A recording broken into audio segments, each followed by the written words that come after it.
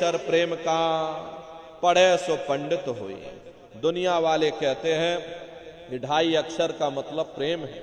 अरे प्रेम में मात्रा लगी हुई। यहां पर जिस 2.5 अक्षर का वर्णन उन महात्माओं ने किया है वो है शब्द शा, आदा, बा और दा। उसी शब्द को महात्माओं ने नाम कहा। कलयुग जोग न यज्ञ न ज्ञाना, एक आधार नाम गुण गाना। कलयुग में न योग है, न यज्ञ है, न ये ज्ञान है। तो कलयुग में क्या है? कलयुग केवल नाम आधारा, सुमेर सुमेर नर उतर ही पारा। कलयुग में केवल नाम का आधार है। प्रेमी भाई बहनों, नाम 2 प्रकार के होते हैं। एक वर्णात्मक नाम होता है, दूसरा धुनात्मक नाम होता है। वर्णात्मक नाम वो है जो लिखने पढ़ने बोलने में आता है, जैसे राम श्याम सीताराम, हरे रामा हरे कृष्ण। ये सभी वर्णात्मक नाम होते हैं जो जवान से बोले जाते हैं। लेकिन संत महात्मा उस धुनात्मक नाम की महिमा गाते हैं जो न लिखने में आता है, न जवान से बोलने में आता है, जो हर इंसान के अंदर रात और दिन धुनकारे दे रहा है। वो नाम कहाँ मिलेगा? नाम रहे संतन याधीना, और संत बिना कोई नाम न चीन्हा। तो उसी घंटे संग की आवाज को महात्माओं ने शब्द या नाम कहा। उसी घंटे संग की आवाज को ईसा मसीह साहब ने वर्ड या लागस कहकर याद किया। उसी घंटे संग की आवाज को गुरु नानक साहब ने अनहद वाणी कहकर याद किया। चीन में जो महात्मा हुए उन्होंने इसको ताओ कहकर याद किया। हिंदू महात्माओं ने इसे देववाणी आकाशवाणी कहकर याद किया। उन अलग अलग महात्माओं ने अपनी अपनी भाषा में हम लोगों को समझाने की कोशिश की है कि भाई वो घंटे संग की आवाज तुम्हारे सबके अंदर गूंज रही है, वो आपको सुनाई पड़ेगी। लेकिन शुरुआती समय में आपको ऐसा मालूम पड़ेगा कि कहीं बड़ी दूर पर घंटियां बज रही, टन टन टन टन, लेकिन सुनाई हरेक को पड़ेगी। प्रेमी भाई बहनों, जब घंटे और शंख की आवाज आपको अपने अंदर सुनाई पड़ने लग जाए, तब आप सीटी की आवाज को छोड़ देना और घंटे शंख की आवाज को पकड़ लेना, उसको आप सुनने लग जाना। जब आप उसको सुनने लग जाओगे तो वो आवाज धीरे धीरे बढ़ना शुरू होगी, और बढ़ते बढ़ते इस कदर बढ़ेगी कि आपके रोम रोम में घंटे और शंख की आवाज गूंजने लगेगी। अरे बड़ी घनघोर आवाज होती है, बड़ी मधुर वो आवाज होती है। ये दुनिया भर के गाने जो आप लोग बाहर सुनते हो, उस संगीत के सामने ये दुनिया के संगीत कुछ नहीं है। जब आप उस संगीत को सुनोगे, इतना भारी आनंद आपके ऊपर छा जाएगा, इतनी खुशी आपको होगी, ऐसा नशा आपके ऊपर चढ़ जाएगा कि आप सारी दुनिया को भूल जाओगे। अरे शंकर भगवान को वही नशा चढ़ा था। शंकर भगवान कोई गांजा भांग नहीं पीते थे। ये तो हमने आपने शंकर भगवान को भी बदनाम कर दिया। इस शंकर भगवान गांजा भांग पीते थे तो चलो हम भी गांजा भांग फूकेंगे, और सबके सब गजेड़ी हो गए। प्रेमी भाई बहनों, शंकर भगवान ने कभी गांजा भांग नहीं पिया। शंकर भगवान जिस नशे में लीन रहते थे वो नाम का नशा था, वो ध्यान का नशा था, वो भक्ति का नशा था। जब आप उस आवाज को सुनोगे तो आपको भी वो नशा चढ़ जाएगा, क्योंकि उस आवाज में चुंबक है। जब आप उस आवाज को सुनोगे तो वो आवाज आपको अपनी ओर खींचेगी, और जब खिंचाव होगा तो जीवात्मा का फैला हुआ प्रकाश 9 दरवाजों से सिमटने लगेगा। अब ये 9 दरवाजे कौन कौन से हैं? देखो प्रेमी भाई बहनों, अच्छी तरह से आप लोग समझिएगा। ये बहुत बड़ा विज्ञान है। दुनिया का विज्ञान जब समाप्त हो जाएगा तो ये विज्ञान प्रारंभ होगा। यही सच्चा सनातन विज्ञान है जो ऋषियों मुनियों ने समझाया था, जिसको ये संसार भूल गया और बाहर मुखी क्रियाओं में फंस गया। तो आज सच्चे सनातन विज्ञान को समझने की जरूरत है। तो ये 9 दरवाजे कौन कौन से हैं? देखो प्रेमी भाई बहनों, 2 आंख, 2 कान, 2 नाक के सुराख, 1 मुंह और 2 मलमूत्र का रास्ता, ये शरीर के 9 दरवाजे हैं। सबसे पहला दरवाजा गुदा चक्र आता है। गुदा चक्र में गणेश जी वास करते हैं। गणेश जी वहां के मालिक हैं। ये 4 दल का कवल है। यहाँ पर पृथ्वी तत्व पाया जाता है। उसके ऊपर इंद्रिय चक्र आता है। इंद्रिय चक्र में ब्रह्मा जी वास करते हैं। ब्रह्मा जी वहां के मालिक हैं। ये 6 दल का कवल है। यहाँ पर जल तत्व पाया जाता है। उसके ऊपर ये नाभि चक्र आता है। नाभि चक्र में विष्णु जी वास करते हैं। विष्णु जी यहाँ के मालिक हैं। ये 8 दल का कवल है। यहाँ पर अग्नि तत्व पाया जाता है। उसके ऊपर ये हृदय चक्र आता है। हृदय चक्र में शिव जी वास करते हैं। शिव जी यहाँ के मालिक हैं। ये 12 दल का कवल है। यहाँ पर वायु तत्व पाया जाता है। अरे वास तो वो ऊपरी मंडलों में, ऊपरी लोकों में वास करते हैं, लेकिन उनका प्रकाश, उनकी किरणें इन चक्रों पर पड़ती हैं। उसी के ऊपर एक कंठ चक्र आता है। यहाँ पर आद्या महाशक्ति की किरणें पड़ती हैं। ये 16 दल का कवल है। और आप सबसे ऊपर, तुम्हारी जीवात्मा सबसे ऊपर दोनों आंखों के मध्य भाग में बैठी है, जहां पर ये देवियां बिंदी लगाती हैं और पुरुष जहां पर ये टीका लगाते हैं। ये बिंदी और ये टीका यहां पर हम लोग इसीलिए लगाते हैं क्योंकि यहीं पर हमारी जीवात्मा बैठी है, उसका श्रृंगार किया जाता है। ये 10वां द्वार है जहां पर तुम्हारी जीवात्मा बैठी है। ये दोनों आंखों के बीचों बीच में, इसी को 10वां द्वार कहते हैं। अरे आप लोग रोज चौपाई गाते हो, मंगल भवन अमंगल हारी, द्रवौ सुदशरथ अजर बिहारी। तो इसका अर्थ जरा समझने की कोशिश भी करो। प्रेमी भाई बहनों, ये शरीर तुम्हारा मंगल भवन है, तुम्हें अमंगलों से बचाने वाला, तुम्हें नरकों 84 से बचाने वाला ये पंच भौतिक शरीर ही तुम्हारा मंगल भवन है। इस मंगल भवन के 10 दरवाजे हैं और 10वें दरवाजे पर ये अजर बिहारी यानी कि तुम्हारी जीवात्मा बैठी है। और यहीं पर बैठ करके जीवात्मा अपने प्रकाश को 9 दरवाजों में फैलाती है, जिससे तुम्हारा ये शरीर चलता है, तुम्हारे हाथ चलते हैं, तुम्हारे ये पैर चलते हैं। जब आप भजन करोगे और जब घंटे और शंख की आवाज को सुनोगे तो उस आवाज में चुंबक है, वो आवाज आपको अपनी ओर खींचेगी। और जब खिंचाव होगा तो जीवात्मा का फैला हुआ प्रकाश 9 दरवाजों से सिमट करके यही 10वें दरवाजे पर इकट्ठा हो जाएगा।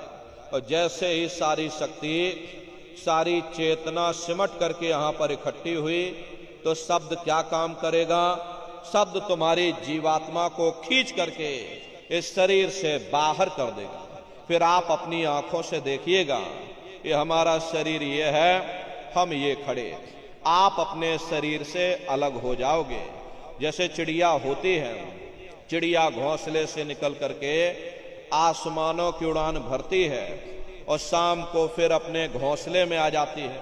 ऐसे ही तुम्हारी ये जीवात्मा इस शरीर रूपी घोंसले से निकल करके ब्रह्मांडों की सैर करेगी, देवी देवताओं के दर्शन करेगी, भगवान राम के दर्शन करेगी, भगवान कृष्ण के दर्शन करेगी और घूम करके फिर अपने शरीर रूपी घोंसले में वापस आ जाएगी।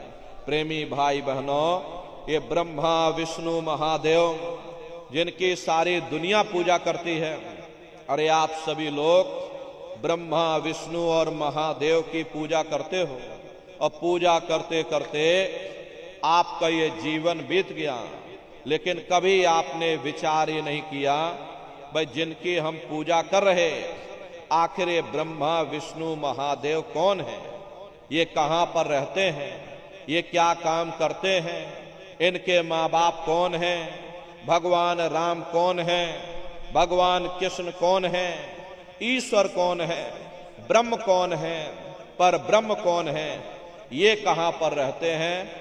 तो जरा संक्षिप्त में आप लोग समझिएगा, क्योंकि अगर हम इसका वर्णन करेंगे लाखों वर्ष लग जाएंगे, एक लोक का वर्णन नहीं हो पाएगा। इतने विशाल लोक इस आसमान के ऊपर बने हुए, लेकिन संक्षिप्त में हम आपको बता रहे कि किन किन मंडलों को पार करते हुए तुम्हारी ये जीवात्मा अपने 5वें मंडल पर यानी कि सचखंड में पहुंचेगी। रास्ते में कौन कौन से देश मिलेंगे, उस देश के कौन कौन से राजा मिलेंगे, तो जरा संक्षिप्त में आप लोग समझ लीजिए। प्रेमी भाई बहनों, जब आप लोग भजन करोगे और जब घंटे और शंख की आवाज को सुनोगे, तो उसी घंटे शंख की आवाज को पकड़ करके ये जीवात्मा ब्रह्मांडों की चढ़ाई करती है। पलक झपकते यह जीवात्मा खरबों योजन ऊपर चली जाती है। ये चांद सूरज सितारों को पार करने के बाद में सबसे पहले जो आपको लोक मिलेगा उसे महात्माओं ने शिवलोक कहा। शिवलोक तमोगुणी स्थान है, वहां के मालिक शिव जी हैं, वो पार्वती जी के साथ में उस लोक में विराजमान है। चैतन्य धार जो ऊपर से नीचे आ रही, जिसे महात्माओं ने गंगा कहा, वह अपना केंद्र बिंदु शिवलोक को बनाती है। इसीलिए शिव जी की जटा में ये गंगा दर्शाई जाती हैं। इस लोक में असंख्यों जीवात्माएं रहती हैं। ये सभी जीवात्माएं शिव स्वरूप में मौजूद होती हैं। जब आप वहां पहुंचोगे और शिव जी का जब प्रत्यक्ष दर्शन करोगे, आपका स्वरूप भी शिव के समान यानी कि शिव स्वरूप हो जाएगा। शिव जी का दर्शन करने के बाद फिर जब आप ऊपर चढ़ोगे, उसी के ऊपर ब्रह्मा जी का लोक आएगा। ब्रह्मा जी का लोक वो रजोगुणी स्थान है।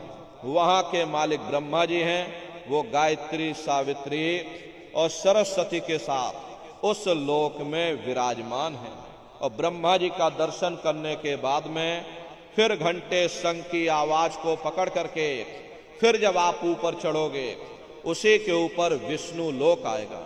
विष्णु लोक वो सतोगुणी स्थान है। वहां के मालिक विष्णु जी हैं। उनका बड़ा मनमोहक स्वरूप है। उनकी 4 भुजाएं हैं और चारों भुजाओं में शंख, गदा, पद्म और चक्र सुशोभित हैं। आप क्षीर सागर में लक्ष्मी जी के साथ विराजमान हैं। ये तीनों देवता ब्रह्मा, विष्णु और महादेव अपने अपने लोक में बैठ करके राज कर रहे हैं। एक रचयिता है जो हम जीवों को रचता है, एक पालनहार है जो हम जीवों को पालता है, एक संहार करता है जो हम जीवों को नष्ट कर देता है। एक का काम है शरीर को बनाना, एक का काम है शरीर की सुरक्षा करना, एक का काम है शरीर को नष्ट कर देना। इनकी जो माता हैं वो आद्या महाशक्ति हैं। ब्रह्मा, विष्णु, महादेव लोक के ऊपर वो आद्या महाशक्ति का लोक आता है। उसी को देवी दुर्गा का लोक कहा जाता है। अरे आप लोग यहाँ 9 दुर्गे की पूजा करते हो, ये तो आपकी श्रद्धा है देवी दुर्गा के प्रति, ये आपकी आस्था है। लेकिन महात्माओं ने कहा था भाई सही मायने में तुम्हारी 9 दुर्गे पूजा कब सफल होगी, जब तुम 9 द्वारों से अपने ख्याल को समेट करके रजोगुण, तमोगुण, सतोगुण यानी ब्रह्मा, विष्णु, महादेव के लोक को पार करके जब तुम वहां देवी दुर्गा का दर्शन कर लोगे, तब सही मायने में तुम्हारी 9 दुर्गे पूजा सफल होगी। वहां देवी दुर्गा का दर्शन कर लेने के बाद तुम्हारी भौतिक मनोकामनाएं पूर्ण हो जाती हैं। साधक को रिद्धि, सिद्धि और शक्तियां प्राप्त हो जाती हैं। उन शक्तियों को प्राप्त कर लेने के बाद में फिर घंटे शंख की आवाज को पकड़ करके फिर जब आप ऊपर चढ़ोगे, उसी के ऊपर सबसे पहला देश आपको मिलेगा, या यूं कह लीजिए कि पहली राजधानी आपको मिलेगी, जिसे महात्माओं ने सहस दल कवल कहा, वो राजधानी है। आप इस तरह से समझिए जैसे आपके बिहार की राजधानी पटना है, और ये प्रेमी भाई बहनों गोपालगंज आपका छोटा सा जिला है। इसी तरह प्रेमी भाई बहनों वो सहस दल कवल राजधानी है। ये ब्रह्मा विष्णु महादेव के जो लोक हैं उस राजधानी के अंतर्गत आने वाले जिले हैं, और राजधानी का जो मालिक है वो निरंजन भगवान है। ये ब्रह्मा विष्णु महादेव ये निरंजन भगवान के ही पुत्र हैं, और ये आद्या महाशक्ति देवी दुर्गा ये निरंजन भगवान की अर्धांगिनी है। और निरंजन भगवान स्वयं तीनों लोकों के मालिक हैं। उन्हीं को त्रिलोकीनाथ कहा जाता है। हिंदू उन्हीं को परमात्मा कहते हैं, मुसलमान उन्हीं को खुदा कहते हैं, ईसाई उन्हीं को गॉड कहते हैं। ये जल एक है। जल को चाहे आप पानी कह लो, चाहे वाटर कह लो, चाहे आप नीर कह लो। इसी तरह प्रेमी भाई बहनों वो परमात्मा एक है।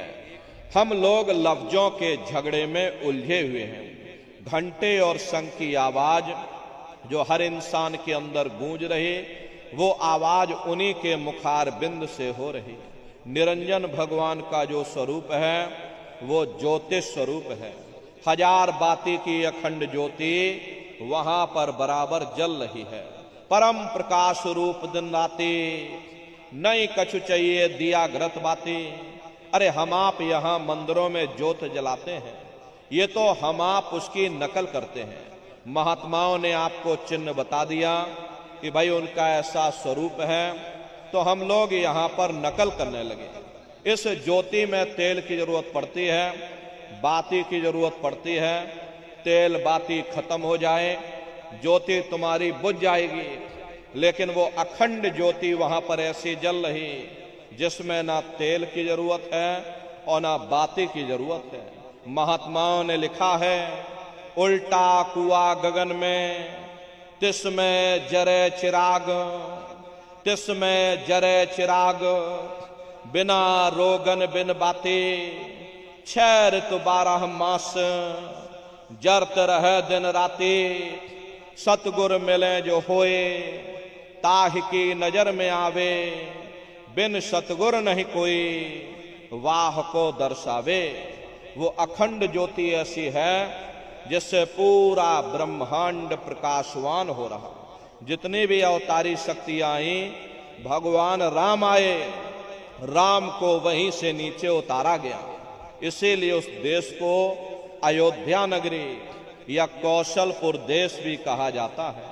अरे गोस्वामी जी महाराज जब साधना करके वहां पहुंचे, तभी गोस्वामी जी महाराज ने रामचरित्र मानस में लिख दिया। देखो प्रेमी भाई बहनों, रामचरित्र मानस में गोस्वामी जी महाराज ने जो भी लिखा है वो सब अंतर का भेद लिखा। जब उन्होंने साधना किया, साधना करके जब ऊपर गए, जो कुछ उन्होंने ऊपर जा करके अपनी दिव्य दृष्टि से देखा वो रामचरित्र मानस में लिख दिया। आप लोग ऊपर गए नहीं, आपने कुछ देखा नहीं, इसीलिए आप अर्थों को समझ नहीं पाते हो और अर्थ का अनर्थ कर देते हो। तो क्या लिखा गोस्वामी जी महाराज ने?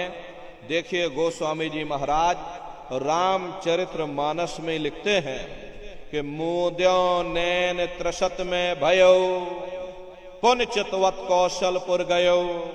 जब मैंने अपने बाहर की आंख बंद की, मेरी अंतर की आंख खुल गई और मैं क्या देख रहा हूं, मैं कौशलपुर देश में पहुंच गया। मोह विलोक राम मुस्काई, मुझे देख करके भगवान राम प्रसन्न हो गए। उन्होंने ऊपर जाने का मुझे रास्ता दे दिया। मैं ऊपर जाकर के क्या देख रहा हूं, उधर माज सुनंडज राया, देखें बहु ब्रह्मांड निकाया, अति विचित्रता लोक अनेका, रचना अधिक एक तेका। विचित्र विचित्र भांत के वहां पर लोक बने हुए, एक से बढ़कर एक सोने के महल बने, जिनकी शोभा अवर्णीय है। प्रेमी भाई बहनों, वो असली अयोध्या नगरी है, वो भगवान राम का असली देश है। जब आप लोग साधना करके वहां पहुंचोगे और अपनी दिव्य दृष्टि से उस अयोध्या नगरी को जब आप स्वयं देखोगे, अरे तुम देखते रह जाओगे, ये क्या ईश्वर की लीला है, कैसी उसकी कारीगरी है, अनंत उसकी सत्ता है, अनंत उसका प्रकाश है। उसे आनंद को पाकर के बड़े बड़े राजे महाराजाओं ने अपने राजकाज पर ठोकरें मार दी और जंगलों में जाकर के नंगे हो करके नाचने लगे। इतना आनंद, इतनी खुशी उन साधकों को होती है। मीराबाई को जब वो दौलत मिल गई, मीराबाई ने अपना राजपाट छोड़ दिया और मीराबाई कहने लगी, मैं मिल जाए पाए पीऊ अपना, तब मेरी पीर बुझानी, मीरा सुरत शब्द सहलानी।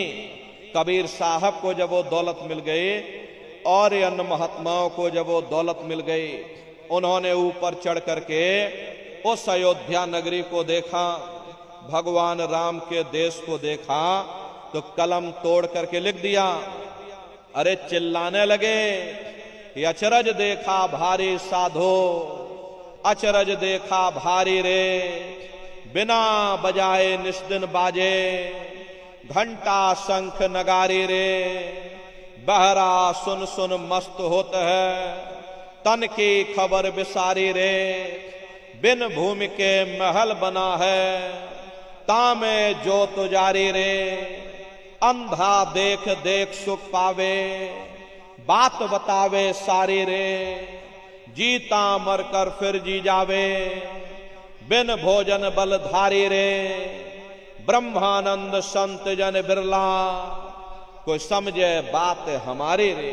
प्रेमी भाई बहनों, वो असली अयोध्या नगरी है, वो भगवान राम का असली देश है। अरे राम जी का दर्शन करने के बाद में फिर तुम्हारी यही जीवात्मा दूसरे मंडल की आवाज को पकड़ करके और दूसरे मंडल की चढ़ाई करेगी। श्याम तज श्वेत को गहना, सुरत को तान धुन सुनना, बंक के द्वार धस बैठो और त्रिकुटी जाए कर लेना। उसी के ऊपर दूसरा देश आता है जिसे महात्माओं ने त्रिकुटी देश कहा। वहां के जो मालिक हैं वो ब्रह्म हैं, वहीं से मन और माया की उत्पत्ति हुई, वहीं से तीन गुण रजोगुण तमोगुण सतोगुण, तीनों गुणों की उत्पत्ति वहीं से हुई। ये जो आपके वेद हैं, वेदों को सारी दुनिया पढ़ती है, वेदों की भी उत्पत्ति उसी स्थान से हुई है।